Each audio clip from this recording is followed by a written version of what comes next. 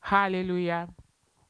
Welcome to notre Bible study. Today is Wednesday and we are excited to have all of you guys here with us. En tout cas, bonsoir à tous qui nous suivent partout dans le monde, aux États-Unis, en Afrique, Abidjan, Congo. Bienvenue à notre Bible study.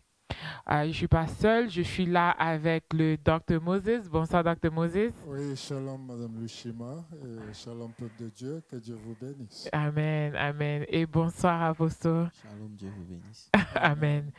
Je suis vraiment content, Dr. Moses. C'est dimanche passé. On était vraiment bénis par la parole de Dieu qui est venue de Dr. Moses. And I will do a quick resume. Et on va dive in un peu and just to get more out of it because it was very intense, mais ce sont des messages qui n'est pas trop populaires, Dr. Moses. Ça c'est vrai. C'est vrai. Le message qui nous ramène la accountability. How do you say accountability in French? What's the best term for it, Apostle? I've been looking for it, Dr. Moses. Yeah. How do you say accountability? Responsible. C'est responsabiliser, en tout cas. Yeah. Responsabilité. Okay. Yeah. So just to go a little, donner un petit résumé. For the past 3 weeks now, actually for the past a month now, nous sommes dans le thème de Gilgad et we are going step by step in every phase of this process. Yeah. Nous avions d'abord commencé à Gilgad où on nous a enseigné l'état d'esprit de Gilgad, where you're supposed to be, how we're supposed to circumcise ourselves. Maintenant, après, l'homme de Dieu nous a ramenés à Bethel. Et one of the descriptions de Bethel que l'apôtre nous a donné, c'est l'église en fait. L'église is where we have to come. C'est notre lieu. It's our Bethel to where we come to be able to take accountability on who we are. Bethel is where we sharpen our knives, si je comprends bien. Bethel, c'est where we are reminded Yeah. of who we are, what we're doing et qu'est-ce que nous sommes en Christ. Yeah. Mais ce que le Dr. Moses a touché ce dimanche ici, Apostle, c'est que le Dr. Moses a parlé des idoles que nous trouvons à Bethel. Amen. It was so intense. It was so personal. I was like, wow. OK. Les idoles que nous trouvons à Bethel, et il nous a donné quelques exemples. L'une des choses that stood out to me the most, c'est quand il nous a posé la question, il dit, Who are you serving? Tu sers Dieu, tu sers un homme, ou bien tu sers ton ego. Amen. Et dans le processus dans lequel il nous expliquait ça, il nous a parlé un peu de certaines idoles que nous pouvons trouver dans nos vies. Nous tous, nous connaissons I call it the religious idols, right? Apostle, les religious idols que nous tous, nous savions, c'est, the regular sins, the sexual immorality, don't be a drunk, don't lie, don't cheat, but il y a aussi certaines idoles in our lives that are hidden, comme la désobéissance, de ne pas respecter certaines autorités dans nos vies. Et le Dr. Moses a parlé de le fait que les décisions que nous prenons dans notre vie ont des conséquences, especially quand tu te retrouves à Bethel. C'est vrai que le Seigneur nous aime et c'est par la grâce de Dieu qu'il nous pardonne, but you still have to live avec ses conséquences. Et avec ça, il nous a donné un exemple de David où il nous disait que oui, David a péché contre le Seigneur. When he took somebody's wife, had a child with him. Après, he was worried. Quand le prophète lui parlait, he was worried. Il croyait comme si c'est lui who was going to die. Le prophète l'a dit non, toi tu vas pas mourir. God, the grace of God is forgiving you, but the wage of your sin is going to die, which is this is the consequences. Et ce que moi j'ai compris, c'est que the Lord loved us et il a aimé David and he loved us so much is that we still have to pay for the consequences.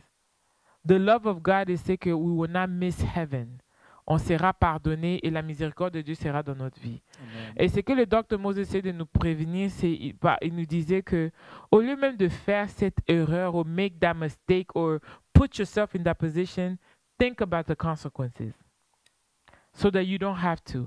Et another thing that he mentioned is de ne pas s'enorgueillir in wrongdoing or in a life of sin. That's one thing that we needed to learn from David and ask for forgiveness. A lot of people justify their sin. And that right there, c'est tu es en train de servir ton ego. Yeah. And oh my gosh, so we went on and on about different examples that kind of brought us a mirror dans notre visage to kind of look at qu'est-ce qui est dans ta vie qui représente une idole pour toi et qui t'empêche de réellement servir le Seigneur. Ouais. Et il a aussi parlé des autorités et des guides à suivre pendant que nous sommes à Bethel. Like in the church, there's guidances to follow. Dr. Moses, am I doing this right? Yeah, you are right. You are right. Oh, that is so true. Oh, goodness. I was so excited à propos de ces messages et faire ces résumés ici que j'ai même oublié qu'on puisse bénir Oui, la parole. Dr. Moses, do you mind blessing us before we continue? ok.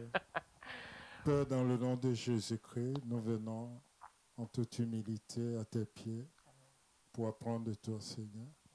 Et comme pouvait dire Samuel, nous disons, parle, Seigneur, car tes serviteurs, tes servants t'écoutent.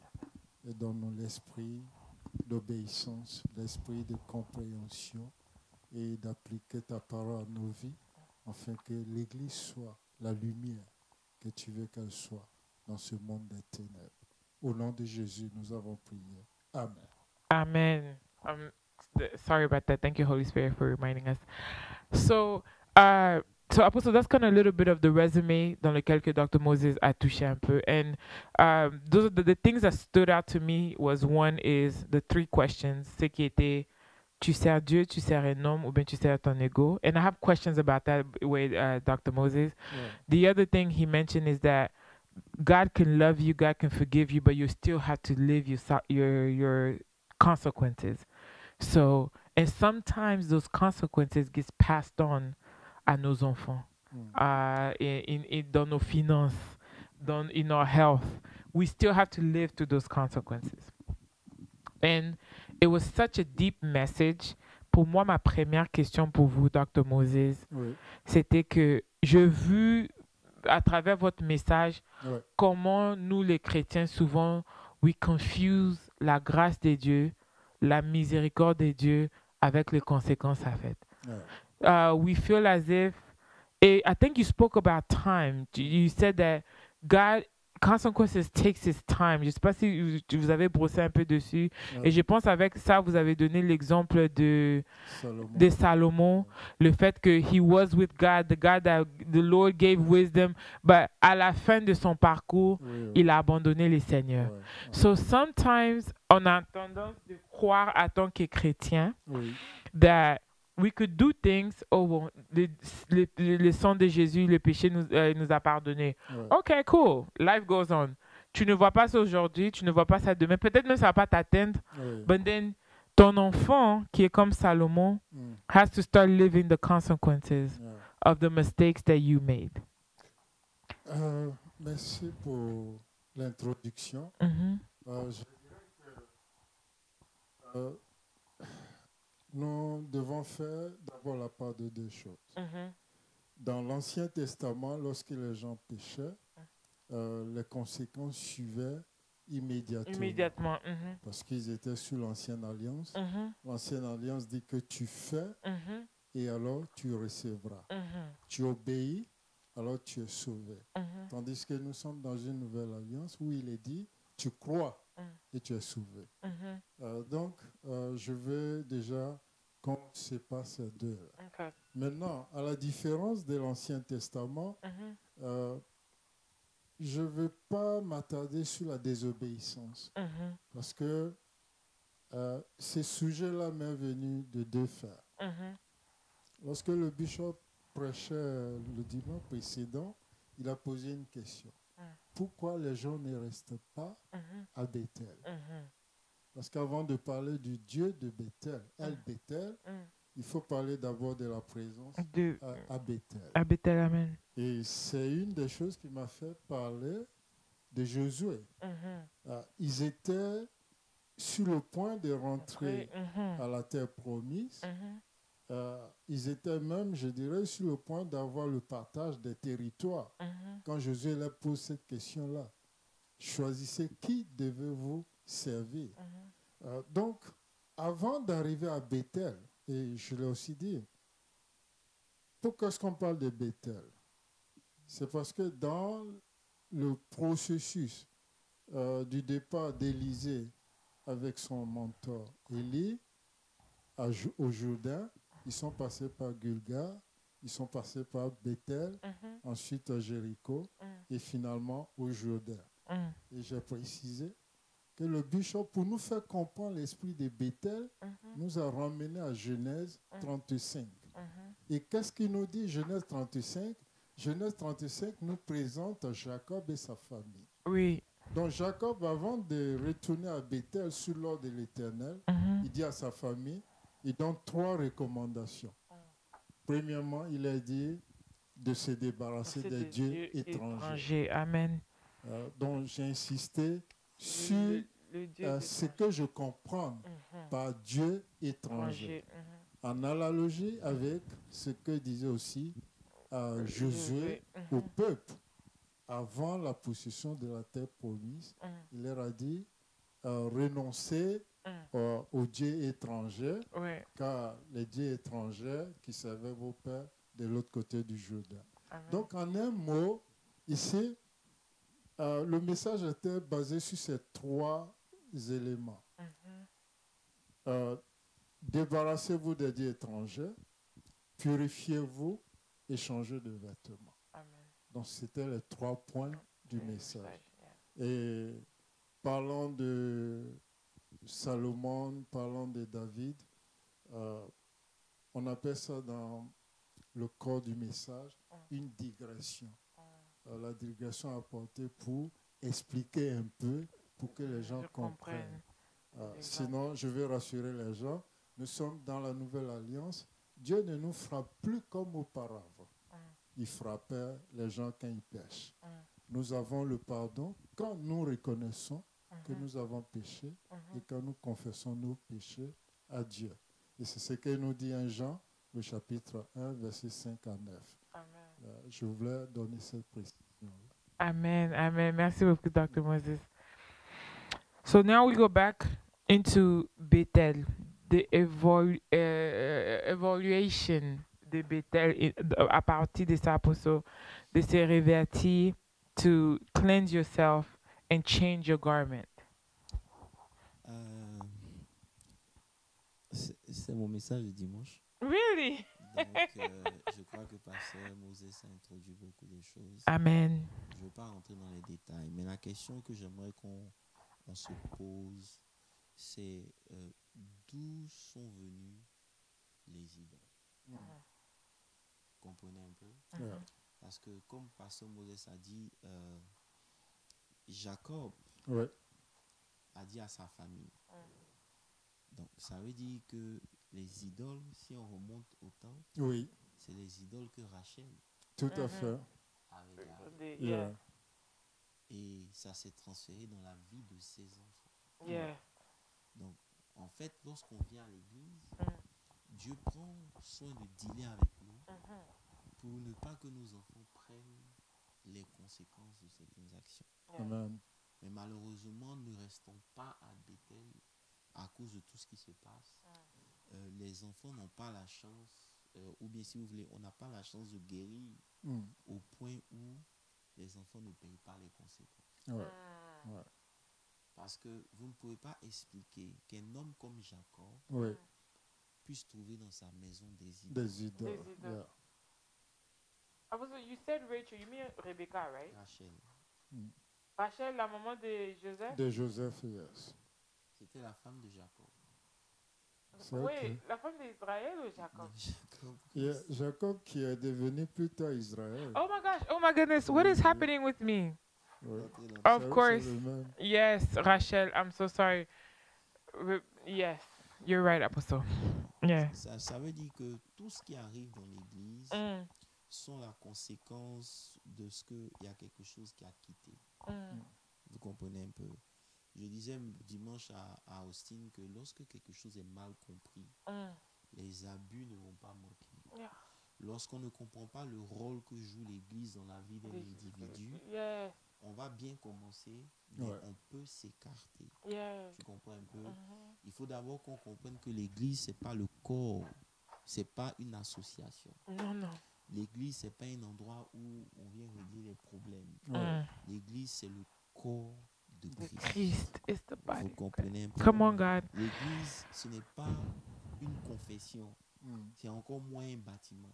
Apostle, Vous comprenez un peu? I'm so sorry not to interrupt you, but Jean, I'm sorry, they can't hear Apostle.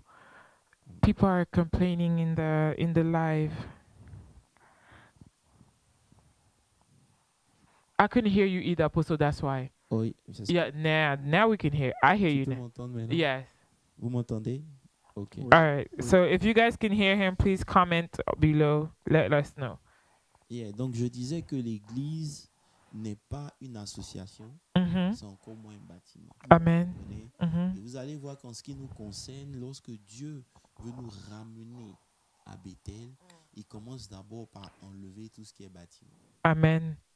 Vous comprenez un peu? Amen. Amen. On ne se trompe pas. Amen. Le fait d'aller tous les dimanches dans un bâtiment ne fait pas de toi celui que Dieu veut que tu sois. Ooh, come on, God. Vous me comprenez? Yes. L'église est une réalité. Amen. Une réalité qui est d'abord spirituelle.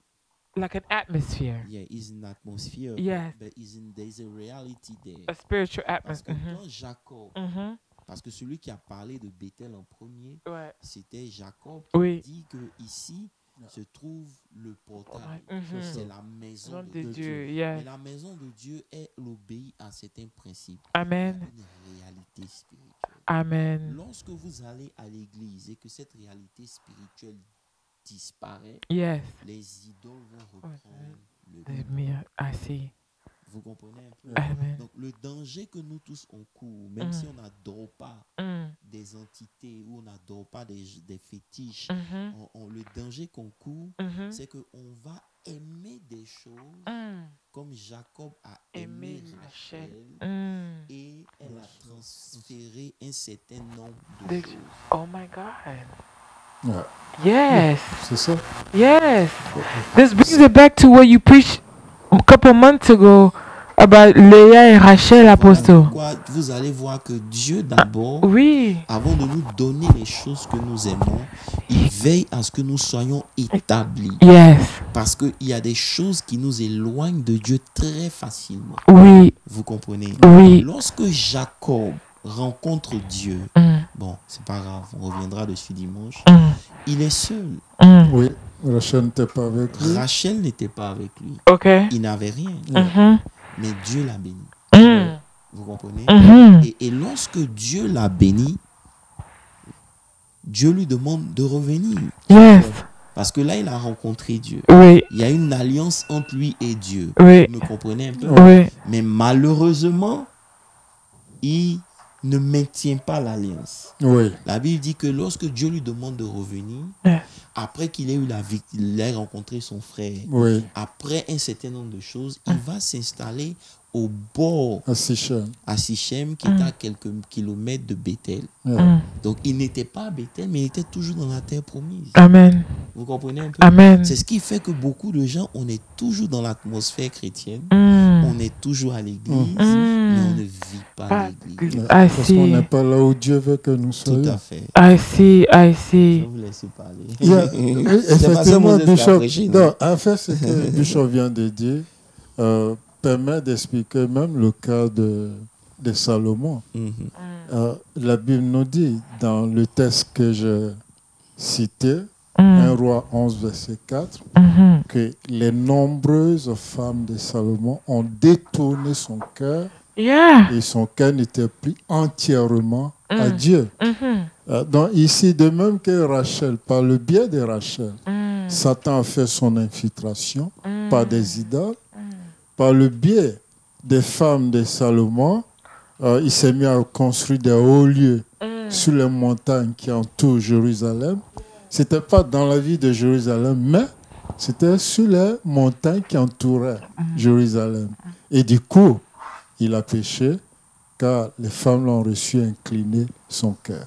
Wow. Et je suis allé pour dire, les conséquences de cet acte, c'est qu'en le faisant, il a ouvert une brèche. Et la Bible dit qu'à cause de cela, l'Éternel a suscité un ennemi dans sa maison. Ça veut dire que lorsque on est à Bethel, Yes. on doit veiller à ce que notre amour pour Dieu ne diminue pas. Ne diminue pas. Parce que lorsque Jacob rencontre Dieu, Yes. Dieu lui promet des bénédictions. That's right. Vous comprenez un peu? Like he does all of us. Goûte. Vous comprenez un peu? Yes. Et Dieu permet qu'il ait des bénédictions. Oui. Vous me suivez un peu? Maintenant, lorsqu'il devient béni, il continue d'adorer Dieu, Oui. mais plus au même stade. I see. C'est pour ça que l'Église paie. Je disais le dimanche à Austin, quelle est la dernière fois où quelqu'un t'a approché pour te dire « Je veux que tu pries pour moi ». Dans l'église ou bien dehors de l'église? Parce que si tous nos témoignages s'arrêtent dans l'église, c'est qu'on n'a pas lu la Bible. Parce que eux, quand ils finissent, ils allaient à l'heure de la prière. La Bible dit qu'ils ont rencontré quelqu'un en chemin. Donc, c'est ce qui s'est passé en chemin qui a permis à cette personne de venir à l'église. Yes. Mais nous, nos témoignages, c'est toujours dans l'église. Vous me suivez un peu? Oui. C'est comme si le Dieu que nous servons, il est seulement le Dieu de l'église.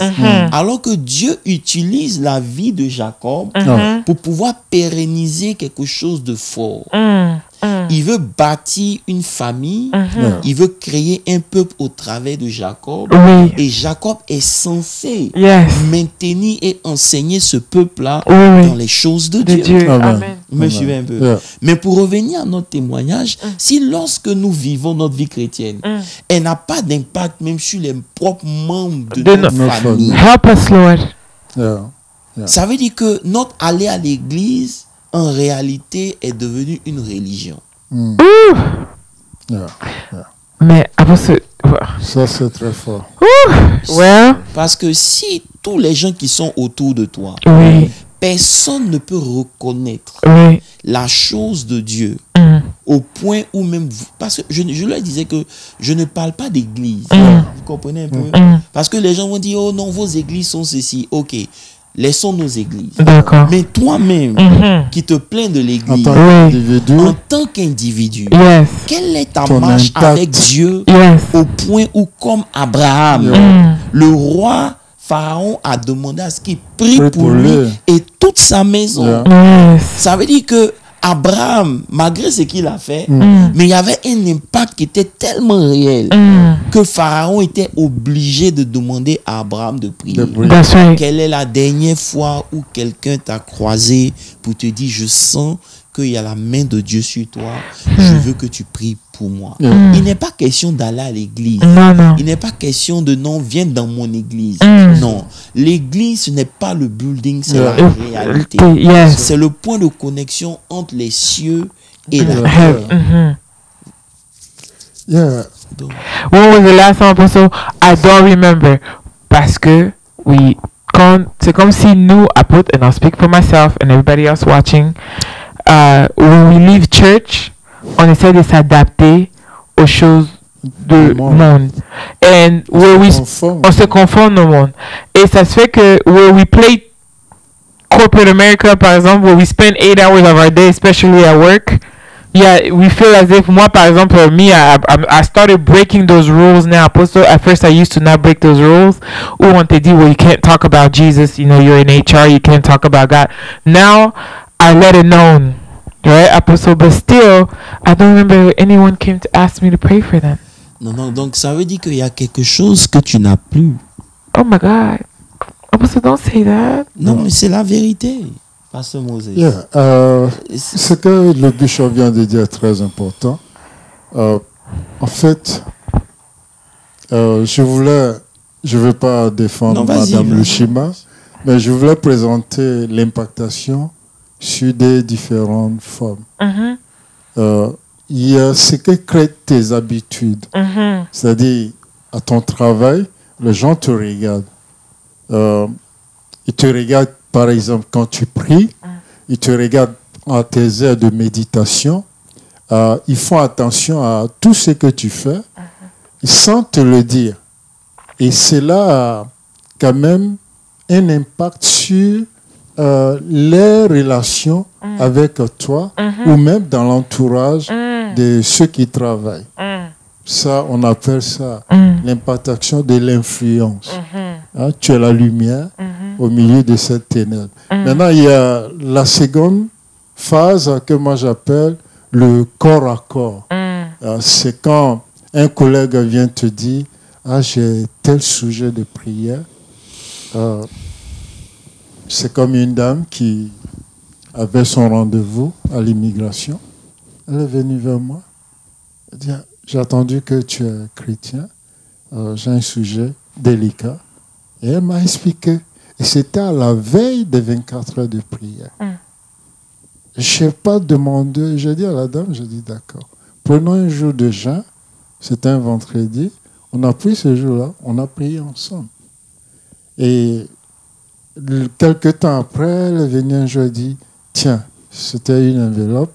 Elle dit, prends ton gaz. J'ai dit, non, j'en ai pas besoin. Mais elle dit, non, s'il te plaît. Amen.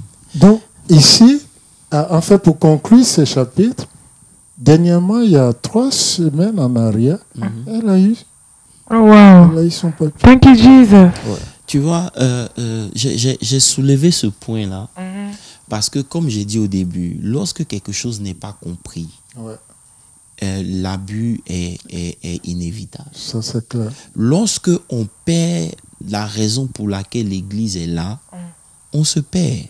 On rentre dans des considérations. L'Église représente la main de Dieu, de Jésus. C'est le corps. L'épouse, il est la tête. C'est l'extension. Ça veut dire qu'au travers l'Église, Dieu entend toucher tout le monde. La même manière dont il a permis que Abraham aille colonise. Et c'est comme ça qu'il veut que nous allions et nous colonisions. Mais le vrai problème ici, c'est que le fait que nous ratons ce que l'Église est, il n'y a plus de transfert entre le ciel et la terre. Et donc, personne ne voit la grandeur de notre Dieu. Ça fait que nous-mêmes, nous arrivons finalement à même douter et ça fait qu'on ne peut pas ouvrir la bouche pour parler. Je leur ai posé une question. Quelle est la dernière fois où tu as évangélisé quelqu'un? Are you asking me that? Yeah. I was about to answer that right C'était une now. série de questions. Oui, mais non, c'était juste 2 questions. Parce que lorsque quelque chose est bon, tu vas en parler à tout le monde. Aisément. Lorsque tu vis quelque chose au quotidien That's right. et que ça devient ta norme, Yeah. tu ne peux pas t'empêcher de parler. To talk about it, yeah. Lorsque tu ne vis rien, tu ne parles de Dieu que le dimanche. Help us, Lord. Vous comprenez ce que je suis en train de dire?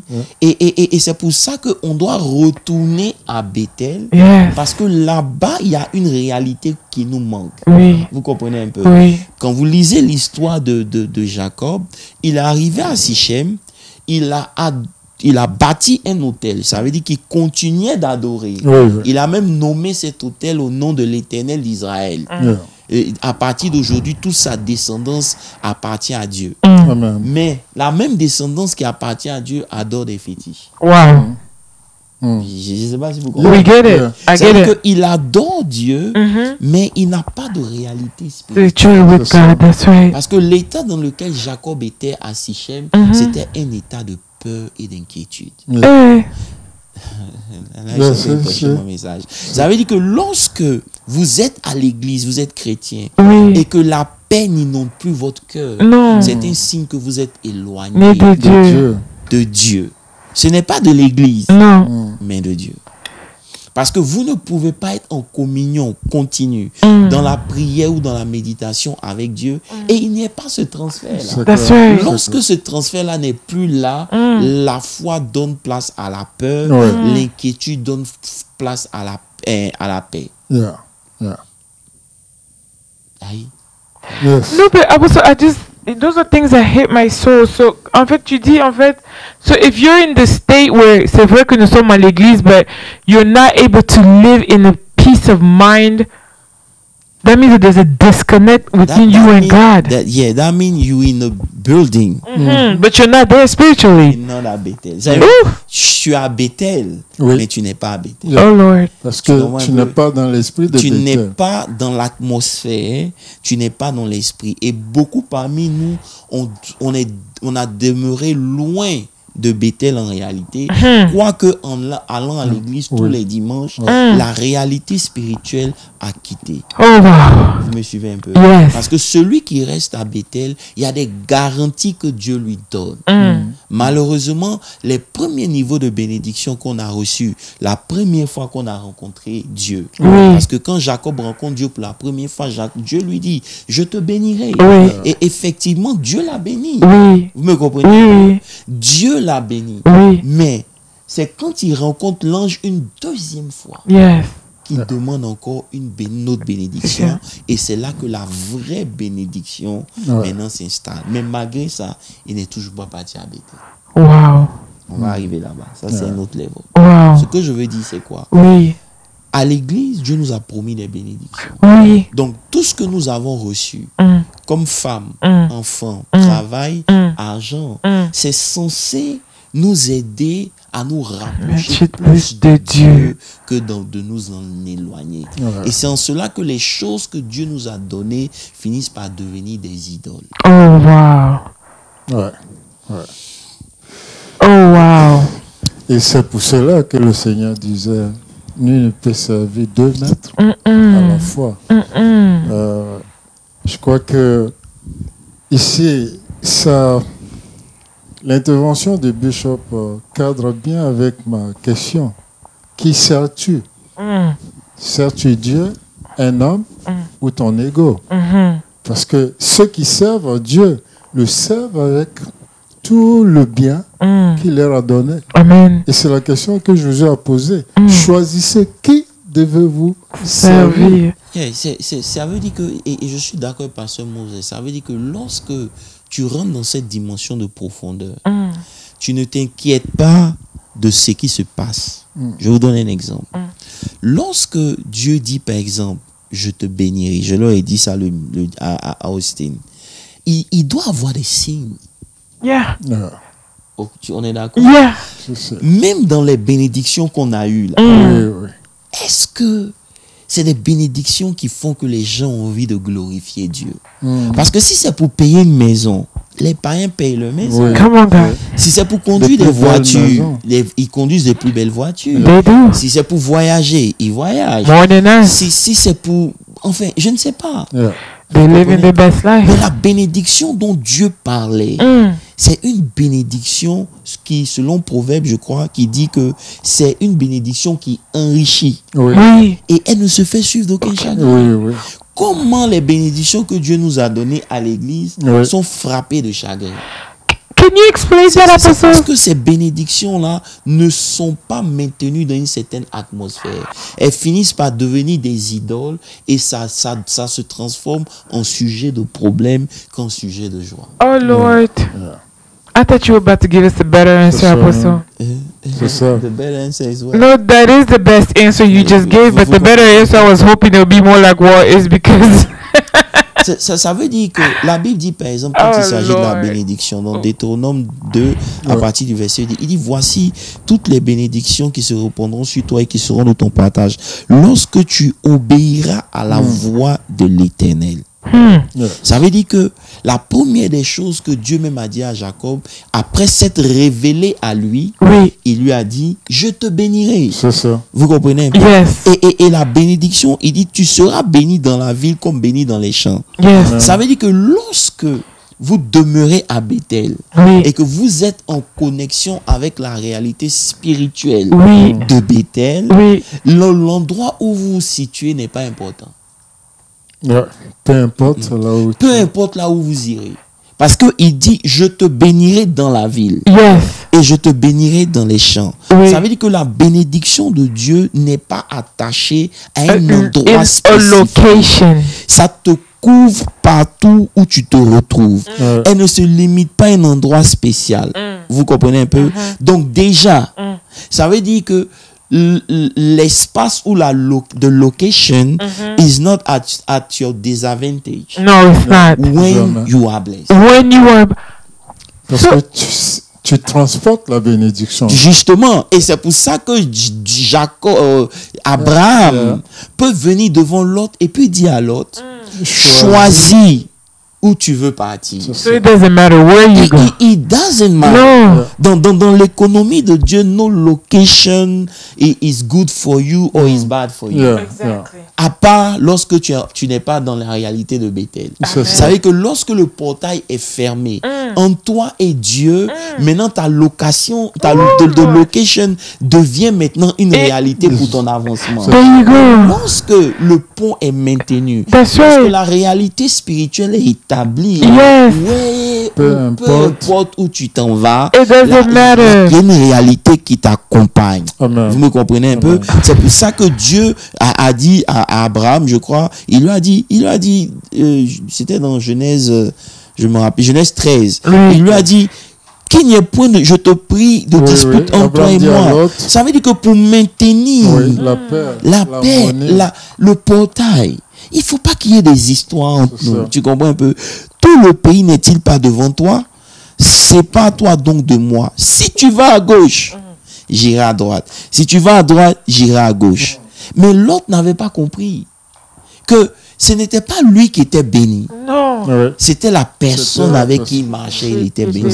Il aurait pu demander à son oncle, choisis un endroit. Parce que si tu es le garant, le dépositeur de la bénédiction. Si tu me dis, je vais à gauche, j'irai à gauche et je sais que ta bénédiction m'accompagnera. Mais la Bible dit que l'autre a choisi. Ça veut dire quoi? La Bible dit au verset 10, il leva les yeux et il vit les plaines. Ça veut dire qu'il s'est limité au physique. Et c'est notre réalité à l'église. That is so true. On prend le temps de s'attarder sur what we see physique. Yes. Un regard charnel. That's right. Qui n'a rien à voir avec la réalité de Dieu. Help us, Lord. Vous comprenez un peu? Yes. Et lorsqu'il regarde, il choisit les plaines de Gomorrhe et de Sodome et de Gomorrhe.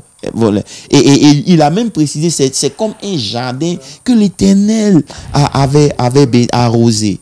Vous comprenez un peu? Mais Abraham, il est resté dans le désert. Et comme l'histoire raconte, le fleuve s'est détourné pour aller le trouver là où il était. Et regardez comment il a fini. Et c'est la bénédiction que nous avons.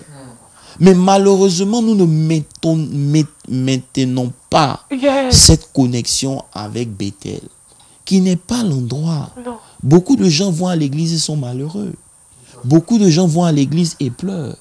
Beaucoup de gens vont à l'église et souffrent. Ce n'est pas que Dieu ne fait pas. Je crois qu'il y a un moment où Dieu peut t'éprouver, qui te permet de grandir. Mais le plan de Dieu, c'est que tu deviennes une extension. Pour que lorsque tu ailles dehors, pas dans l'église, dehors, il y a quelque chose qui t'accompagne, qui fasse que les gens aient envie de connaître ton Dieu. Pas ton église, ton Dieu. Maintenant, quand ils connaissent ton Dieu, ils veulent le rencontrer, tu leur fais comprendre que le meilleur moyen de rencontrer Dieu, c'est de venir à l'église, parce que là-bas, on t'enseigne la réalité de Bethel, du Dieu que tu sais. Vous comprenez un peu? Il a parlé de beaucoup de choses. Lisez Deutéronome 2. Il a dit, par exemple, le fruit de tes entrailles, le fruit de ton sol, de ton sol. Et c'est ce que, comment il s'appelle, Isaac a expérimenté. Le fruit de son sol. C'est pas le sol de tout le monde, mais pour lui, il sème, il reçoit au centuple. Vous comprenez? La zone était frappée de sécheresse. Voilà. Et la bénédiction couvre tous les domaines. Il dit au verset 5, tes corbeilles, ta hutte seront bénies. Ça couvre tes greniers. Et je leur expliquais que avec Dieu, ce n'est pas la quantité, c'est ce qui te reste. Même quand il te reste un peu, mais que tu as maintenu le portail. Vous comprenez un peu? Et c'est pour ça que vous voyez qu'à l'église, l'ennemi a réussi à emmener beaucoup de choses pour nous distraire. On est focus dans l'organisation, on est focus dans un certain nombre de choses, mais on laisse de côté la réalité spirituelle. Lorsqu'on prêche, on dirige, on chante, tout ce qu'on fait, on le fait de telle sorte que c'est nous qui sommes glorifiés. On ne se demande même pas si le Dieu de Bethel a approuvé le message qu'on a prêché, a approuvé la direction qu'on a faite, et tout et tout. Vous comprenez un peu? Et moi, il y a une partie dans les bénédictions qui dit au verset 6, tu seras béni à ton arrivée, tu seras béni à ton départ. Ça veut dire quoi? Tous tes mouvements, que tu sois en transition ou pas, tu seras béni. Amen. Et je peux vous témoigner ça. Amen. La Bible dit que Joseph était béni quand il était dans la maison de son père. Potiphar. Non, de son père. De son père. Il a quitté la maison de son père. Il est allé chez Potiphar. Chez Potiphar, malgré qu'il était esclave, he was still blessed. Il est parti en prison. Ça veut dire que quand la bénédiction t'accompagne, toutes tes transitions, tous tes mouvements sont couverts. Even in prison. Vous comprenez? Parce que ce que Joseph a fait, il n'a pas maintenu l'endroit où ses pères adoraient, mais il a maintenu le principe. Amen. Et c'est en cela que Daniel aussi, se retrouvant à Babylone, a maintenu le principe de Bethel. C'est l'ouverture entre la terre et le ciel. La Bible dit qu'il priait tous les jours à la même heure, sans même se gêner, peu importe ce que le roi avait décidé. Vous comprenez? Malheureusement, c'est la chose que nous sacrifions le plus. Vous comprenez un peu? Il dit, tu seras béni. Donc, aucune de tes transitions, aucun de tes mouvements ne peut annuler l'effet de la bénédiction. Lorsque tu es béni, peu importe les transitions, aujourd'hui tu peux ne pas avoir l'argent, mais on sent une bénédiction qui t'accompagne. Tu peux ne pas te retrouver là où tu étais, mais on sent un flot de bénédiction. Et je leur ai dit, pour laisser pasteur Moses parler, il dit, elle couvre même nos batailles. C'est la partie là. C'est la partie là. Ça veut dire que l'Éternel, il dit au verset 7 de Deutéronome 2, si vous nous suivez, il dit, l'Éternel te donne la victoire sur tes ennemis. Amen. Qui se lèveront contre toi. Ils sortiront contre toi par un chemin et ils s'enfuiront devant toi par 7 chemins. Ça veut dire quoi? Ils peuvent s'organiser et venir contre toi. Mais chacun va prendre ils vont fuir. Vous comprenez? Et la vie que nous menons, c'est une vie qui est remplie de combats. Lorsqu'il n'y a pas de combat, c'est que tu arrêtes de vivre.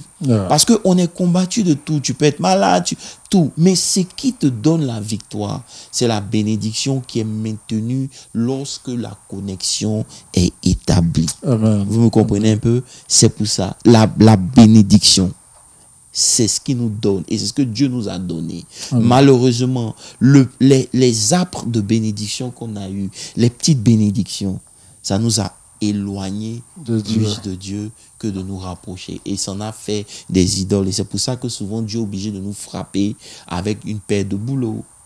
Et c'est là que quelqu'un va dire, mais moi je ne comprends pas. Moi je paye ma dîme. Moi je travaille. Je sais Dieu. Je ne comprends pas. Non. Ton service que tu fais, est-ce que c'est avec la même intensité lorsque tu n'avais pas de boulot? C'est ça. Parlant du service, vraiment c'est très clair. Il y en a même qui servent parce que on les comptabilise. Qu'on les a comptabilisés. Voilà. Ou ils servent parce que il y a un regard qui est sur eux. Et quand celui qui les regarde ou les surveille n'est pas là, ils arrêtent de servir. Et c'est pour cela que les idoles seront toujours au milieu de nous. Parce qu'on se retrouve comme dans Ézéchiel 37, où on parle des ossements desséchés. Ça veut dire que le prophète arrive, il dit, regardez bien, il dit, et je passais là, et il a vu, il dit, la main de l'Éternel est sur moi, il me fit passer auprès d'eau, au milieu d'une vallée qui était remplie d'ossements. Mais cette vallée-là, remplie d'ossements desséchés, elle était avant une armée. Avant, elle était tout un peuple. C'est ça. Parce que c'était l'image d'Israël. Oui. Vous comprenez un peu? Lorsque les idoles entrent, elles commencent à nous dessécher. Vous me suivez? C'est clair. Et avant, et c'est là où je me suis attardé là-bas, je veux aussi profiter pour parler, avant d'utiliser les effets, vous savez, j'ai arrêté d'utiliser les versets dans mes prières quand je ne remplis pas les conditions. Ouais. Ça veut dire quoi? Help us, Lord. Ça veut dire que lorsque vous lisez, il dit au verset Ézéchiel 37, il dit, verset 2, il me fit passer près d'eux, autour d'eux, et voici, ils étaient fort nombreux à la surface. Ils étaient complètement, il me dit, fils de l'homme, est-ce que ces eaux pourront-ils revivre? Je répondis, oui Seigneur, me voici. Et on dit, il prophétisa, n'est-ce pas? Écoutez, combien de fois on a prophétisé? Mais ce qu'on a oublié, c'est que le verset 1 précise. La main de l'Éternel était sur moi. 2. Et l'Éternel me transporta en esprit. Amen. Je ne sais pas si vous comprenez un peu. Ça veut dire qu'il y avait deux réalités avant de prophétiser. La première réalité, c'est que la main de Dieu était là. Mais combien à l'église on voit encore la main de Dieu? Vous comprenez un peu? La main de Dieu fut sur moi avant que je ne prophétise. Mais nous, on prophétise sans que la main de Dieu soit sur nous. C'est tellement grave qu'au point où aujourd'hui, on va faire des alliances avec des entités juste pour pouvoir prophétiser. Vous comprenez un peu? Voilà. La main de Dieu a disparu. C'est la main de l'homme qui opère. C'est le talent, l'intelligence, les capacités qui sont développées. On place quelqu'un qui est là parce qu'il a la capacité. On prend des décisions en dehors du conseil de Dieu. Vous comprenez un peu? Et voilà. Parlons de conseil de Dieu, Bishop. Tu donnes là des aspects fondamentaux. La main de Dieu qui est sur lui. L'Éternel qui le transporta et l'Éternel qui lui dit prophétise. Donc ici c'est différent de ceux-là qui s'établissent eux-mêmes, qui font ces alliances juste pour impressionner. Non, c'est clair, pasteur Moses. Mais et pour aller même en profondeur, ces choses-là arrivent parce que le principe n'est plus établi. L'ordre n'est plus respecté. La maison de Dieu n'est plus, la main de Dieu n'est plus dans sa maison.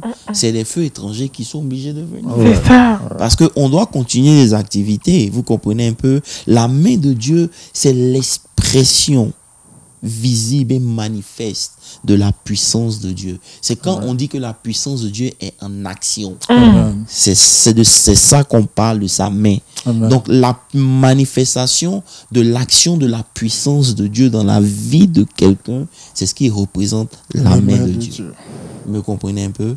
Voilà. Et lorsque la main de Dieu et la puissance de Dieu sont là, il y a des choses qu'on vit. Donc, quand Dieu nous demande de repartir à Bethel, c'est pour revivre quelque chose de spirituel. C'est pour se recharger. Mais on ne peut pas aller à l'église et puis on n'est pas chargé.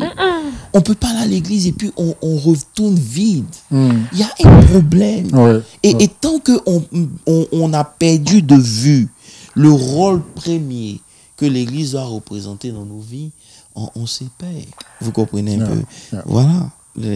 Apostle, I am still... See, you went, tu as continué, Apostle. I'm still stuck on le fait que tu as dit la bénédiction de l'Éternel nous enrichit. Ça se fait avec un cœur chagrin. Mais nous, nos bénédictions, apôtre, malgré que nous sommes dans l'église, à tous les chagrins du monde, Apostle, and you gave the answer. If that isn't the end of this Bible study, I don't know what is. Pasteur Moses, c'est lui qui a commencé. No, Pastor Moses. Pastor, I just realized, I'm like, you said it, Apostle. The reason why, that's the question of my life, Apostle. Je me dis, comment on peut dire que nous sommes chrétiens, nous sommes bénis, et nos bénédictions s'est fait suivre avec des chagrins, en fait? Oui. On peut avancer plusieurs hypothèses. Mais je crois que la meilleure des hypothèses, celui que le bishop a dit tout à l'heure. Si ta bénédiction est déconnectée de sa source, That's right. c'est-à-dire, il n'y a plus de connexion, il n'y a plus de guidance, il n'y a plus de direction. Non. Donc, tu penses que tu es riche jusqu'à ce que tu aies te cassé le nez. Et voilà. Ça veut dire qu'on peut tout enlever. Tu peux perdre même ton travail. On peut t'enlever ta position. Mais on ne peut pas t'enlever la main de Dieu. Non. La main de Dieu, elle se retire. C'est ce qu'il dit, ma main n'est pas trop courte, ni mes oreilles pour entendre. Mes oreilles ne sont pas fermées pour ne pas vous entendre. Et ma main n'est pas trop courte pour sauver. Mais il y a quelque chose qui se met entre moi, entre vous et moi, entre ma main et vous. Ce sont vos péchés. Vous comprenez un peu? Donc, tant qu'on ne repart pas à Bethel pour rencontrer cette réalité spirituelle et que l'église devient business as usual, tu comprends un peu? On va, on chante, on adore, on écoute un message, on s'élève, on s'en va, et que l'expérience qu'on doit recevoir dans l'adoration, l'expérience qu'on doit ressentir dans la louange, le transfert qu'on doit ressentir dans la parole, quand ces éléments-là manquent, ça veut dire que chacun de nous avons failli à notre mission ce dimanche. Donc chaque dimanche, on ne fait que faillir et faillir. Mais on est à l'église. Vous comprenez un peu? Parce qu'il dit dans Isaïe 41, le verset 10, il dit ne crains rien. Isaïe 41, verset 10. Il dit ne crains rien, car je suis avec toi. Et peu importe le nombre de personnes. C'est pour ça qu'il dit à Josué, tu n'as pas besoin de 32 000 personnes. Tu n'en as pas besoin. Diminue. Le peuple est trop nombreux. Ils sont passés jusqu'à 8 000. Il dit c'est trop. Il dit 300. Pour que tu comprennes que ce n'est pas le nombre qui donne la victoire. C'est le Dieu que nous servons. Il dit, ne crains point, je suis avec toi. Il dit encore, ne promène pas des regards inquiets, car je suis ton Dieu. Tu comprends un peu? Je te fortifie et je viens à ton secours. Je te soutiens de ma droite triomphante. You know, it's the pure misunderstanding. C'est ce que tu as dit quand tu as commencé le Bible study. En fait, on comprend pas. We don't understand the word of God, en fait. It's just, that's what it is. Because, bon, okay, question. I know you're going to say it, but I'm going to ask it again. Maybe you're going to give us a different answer today. How do we maintain, because Apostle, it's easy to maintain cette connexion spirituelle in the midst of joy. But in the midst of pain, distress, confusion, and fear, Apostle, how do you maintain? Ça veut dire quoi? Ça veut dire qu'on a appris à vouloir tellement être in control que oui, on n'est plus vulnérable devant Dieu. Alors que le cœur brisé, c'est ce que Dieu aime. Ça veut dire que tu dois pouvoir venir devant moi. Tu peux me montrer que tu es dur, que tu you got it figured out and everything. It's okay. But when you go to God, you have to be vulnerable and say, God, you know what? I can't. Tu comprends un peu? Mais qu'est-ce que nous on fait? On ne s'arrange pas pour maintenir cette main-là sur nos vies. On préfère sécuriser, comment on appelle ça, notre travail, sécuriser notre image, sécuriser tout ce qui vient, qui est physique et temporaire, au lieu de sécuriser la main de Dieu, sécuriser la main de Dieu qui garantit une victoire permanente. Vous comprenez un peu? Ça veut dire que lorsque vous comprenez cela en grâce, tu vas établir une valeur de priorité dans ta vie, en fait. C'est clair. Tu comprends un peu?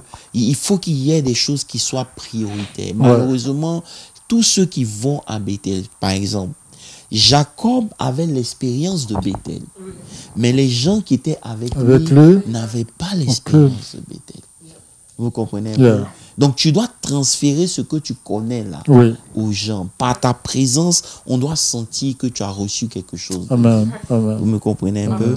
Et il dit encore, il y a des versets. Il dit dans Sophonie 1, verset 4, il dit, j'étendrai ma main sur Juda et sur tous les habitants de Jérusalem.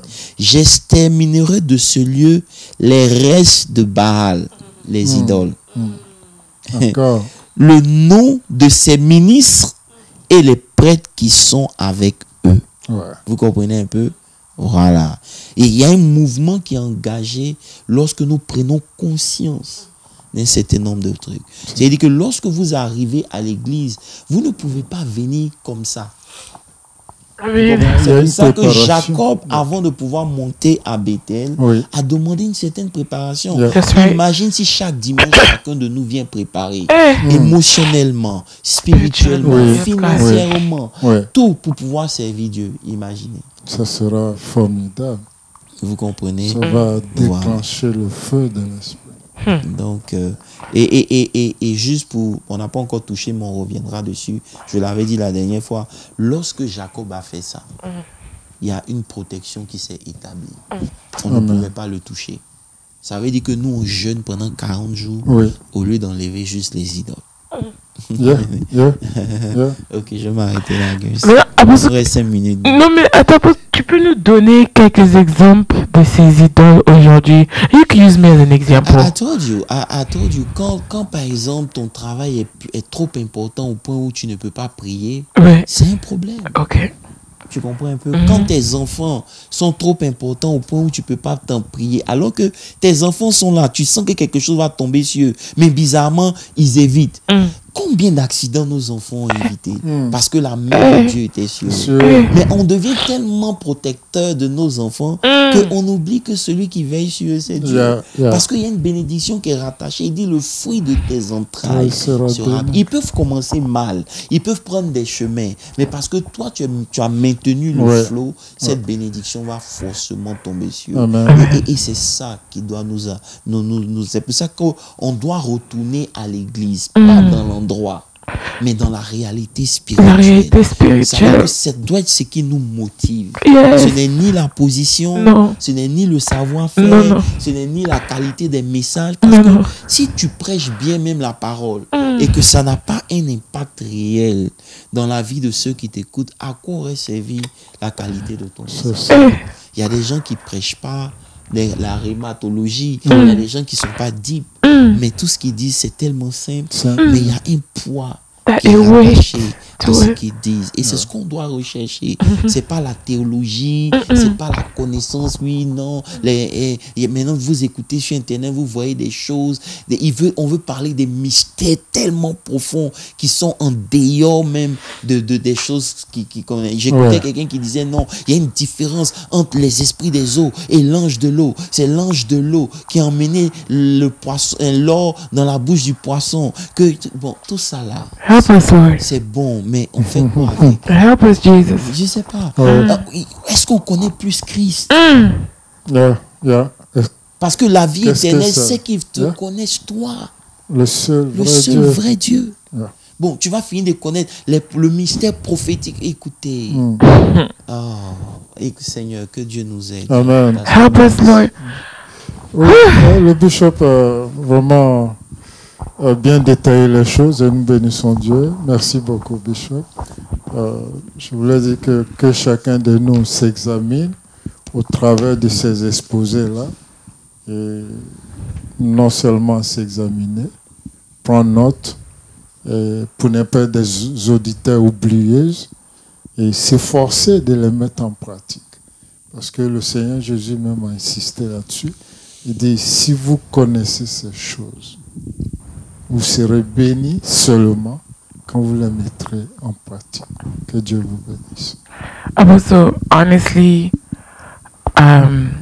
ces messages of today, if a lot of people heard me not ask questions, because I mean, literally, I see that the technical department keeps removing the camera from my face because I'm here taking off my glasses, wiping off tears. Also, we're tired. I feel as if Christians are tired. And our tiredness, I can't make excuses for it anymore. We're tired because il y a quelque chose que tu viens de dire at the beginning. You said it's because if you don't understand something, you will live outside of it. And there has been a huge misconception of the Christian life, Apostle. We misunderstood how it is to stay connected to our source. C'est vrai qu'on nous a dit aimer Dieu. Nous, on a cru que aimer Dieu, c'est venir dans le bâtiment que tu dis qu'on appelle église. Ce qui n'est pas mauvais, de servir, faire des actions extérieures que l'homme voit et l'homme apprécie. Par contre, nous souffrons à l'intérieur, en fait, Apostle. And one of my biggest life questions, Apostle, you touch one of my favorite verses, and the most confusing verse to me is, on dit ton mariage est béni, tes enfants sont bénis, ta famille est bénie, tes parents, ta santé. Quand tu prends soin des choses de Dieu, Dieu prend soin de tes trucs. But if we are truly blessed, not about the material stuff, we are living blessed. I understand le chagrin de correction, dans lequel où Dieu veut te corriger, but the consistent suffering, internal suffering, Apostle, que nous vivons, is because we are disconnected from the source. Non seulement on est disconnected from the source, but on ne laisse pas Dieu nous guérir. Il dit, venez à moi, vous tous qui êtes fatigués et chargés. Lorsque vous voulez régler les problèmes dont vous n'avez pas la capacité de régler, vous serez fatigué. Apprendre à faire confiance au Seigneur, c'est la chose la plus difficile, mais c'est la chose nécessaire. Lorsque vous vous reposez en Christ, vous lui faites confiance. Vous comprenez un peu? Ça ne veut pas dire que c'est parfait, mais c'est Dieu qui change. Dieu change les situations, il change les hommes. Il dit, le cœur des rois est entre mes mains. Vous comprenez ce que ça veut dire? Le cœur des rois, c'est entre les mains de Dieu. Un roi orgueilleux et fier, c'est entre ses mains. Il incline là où il veut. Ça veut dire que il y a une position que nous devons prendre devant Dieu, où la main de Dieu est obligée d'intervenir. Mais lorsque on essaie de régler tout de nous-mêmes, on finit par être fatigué. Et le vrai problème, c'est que l'ennemi réussit à nous éloigner. Dis non, tu connais ma vie spirituelle. C'est pas parce que je viens pas à l'église que je prie pas. Non, je suis d'accord avec toi. Tu peux prier partout, mais quand tu pries, est-ce que la réalité est là? Tu comprends un peu? Voilà, c'est ça qui est la question. Parce que si la réalité est là, tu dois être beaucoup plus fort. Si la réalité est là, tu dois être en paix. Si la réalité est là, ton cœur ne doit pas être troublé. Ce que tu viennes à l'église ou pas, c'est pas ça qui est le plus important. Mais même si tu viens pas à l'église, est-ce que tu l'as rencontré? Maintenant, il y en a même qui viennent à l'église aussi, qui ne le rencontrent toujours pas. Et c'est ça qui fait que c'est fatigant. C'est pour ça que Jacob devait rencontrer Bethel. Et Bishop, parlant de ce sujet, le dimanche, j'ai invoqué Matthieu 22, où le roi a dit, ramassez tous les vagabonds, remplissez ma maison. Mais il y a un qui se trouvait parmi les invités qui n'avait pas la tenue de noces. J'ai symbolisé cette tenue de noces par l'œuvre de Christ, en fait son sang. Ce n'est pas par nos mérites que nous sommes bénis. Et je n'ai pas... Bon, je ne veux pas rentrer dedans, mais bon. Ça veut dire que quand il leur a dit de donner les idoles, et il leur a dit de changer le vêtement est synonyme non seulement de l'œuvre de Christ sur ta vie, mais c'est un rapport avec ton caractère, ta personnalité. Ça veut dire que quand ces choses-là ne sont pas travaillées, ne sont pas changées, il te sera difficile d'accéder à Dieu. Vous comprenez un peu? Et c'est ça. Mais bref, Pasteur Moses, je dois prêcher dimanche, donc au revoir. Que Dieu vous bénisse. Donc voilà, on a fini, grâce. Oh, you can't do this. Okay, bro. Okay, no problem. Voilà. Nous bénissons le nom de Dieu. J'aimerais bien inviter tout le monde qui est comme moi, qui est chargé, fatigué, est confused la plupart des fois, especially avec tout ce qui se passe dans nos vies quotidiennes, les choses dans lesquelles nous ne pouvons pas parler de ça sur les réseaux, même on ne peut pas prendre cas par cas, ou même avec un one-on-one avec Dieu. S'il y a quelque chose qui me rend très émotionnel maintenant, c'est que je viens juste de comprendre que Dieu est tellement simple dans son amour pour nous. Et it's just, if you stay connected to the source, it doesn't matter where you are, it doesn't matter what you're going through right now, it doesn't matter what you're facing right now, if you come back to Bethel. And this, we're not talking about the building, the church, the ministry, we're not talking about OMC, but we're talking about coming back to God and be sincere with Him and tell Him that, Lord, I give up. I am tired. I'm taking off the crown. I'm taking off the clothes. I'm taking off the makeup. Here I am, the one that you loved, the sinful one, the unchosen one, the unworthy one, the one who just can't take it anymore. And that, I feel as if is the calling that God is calling for all of us. Amen. And I am asking all of you guys who are following the Bible study right now, if you are as tired and you just want to take it all down, instead of taking it all down before men, let's go back. Ça veut dire, je vais conclure parce que grâce est dans la révélation. Ce que je veux dire simplement, c'est que l'ennemi ne peut pas gagner. Au nom de Jésus. Il ne peut pas gagner parce que la victoire, c'est pas simplement combattre, mais c'est un héritage. Amen. Vous comprenez un peu? Il combat pour nous. Mais il faut laisser Dieu être Dieu. Ça veut dire quoi? Revenir à Bethel, c'est ce que je vais dire dimanche, c'est un appel à notre premier amour. À la manière dont on servait Dieu au début. Le zèle que tu avais quand il s'agissait de Dieu. Depuis que tu as travaillé, tu as eu tes enfants, tu es marié, où est ce zèle?